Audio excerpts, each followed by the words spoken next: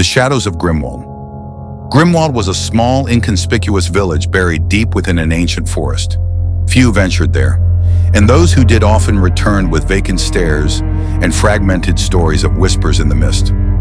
For the villagers, life was a delicate balance of ignoring the encroaching shadows and surviving another day. Yet even in the quiet of the village, an unspoken rule loomed. No one should enter the woods after dusk. One fateful evening, as the fog wrapped itself tightly around the village, Marta called out to her daughter, Clara. The girl had been playing by the edge of the forest, her laughter ringing through the air just moments before.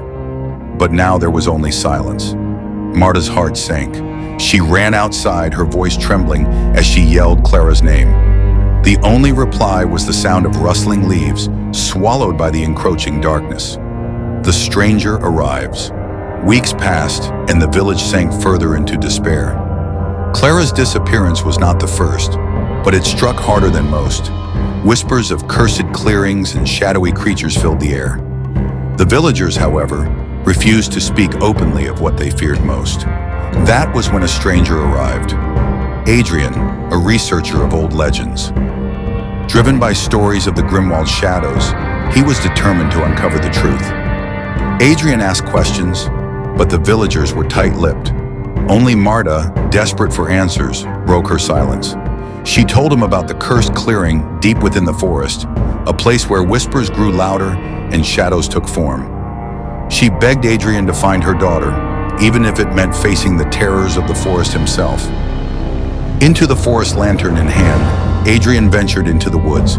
The trees stood like towering sentinels, their twisted branches forming a canopy that blocked the moonlight. As he moved deeper, the air grew colder, and the whispers began, a faint murmur that seemed to call his name. Hours later, he reached the clearing. It was bathed in a pale, unnatural glow, and at its center stood a figure. His breath caught as he recognized Clara. She stood motionless, her face blank, her eyes empty. When Adrian called to her, she turned, but her movements were jerky and unnatural. That was when he saw them, the shadows.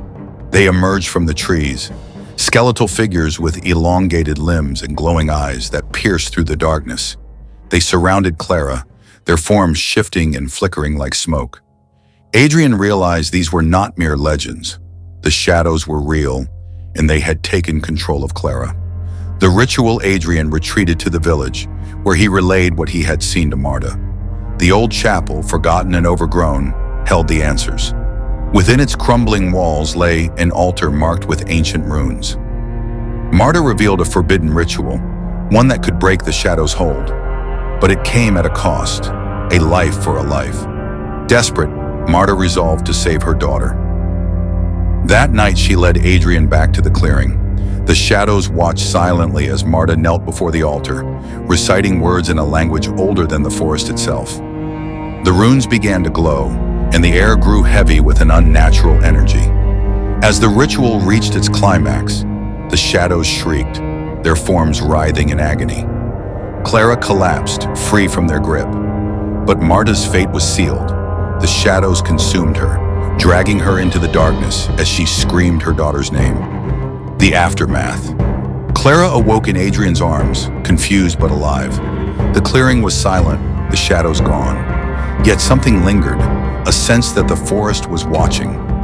Adrian carried Clara back to the village, where the people greeted her return with tears of relief and fear. In the days that followed, the fog lifted and Grimwald seemed at peace. But at night, when the wind howled through the trees, villagers claimed to hear Marta's voice, faint but unmistakable, calling out for her daughter. And deep in the forest, the shadows waited, patient and eternal.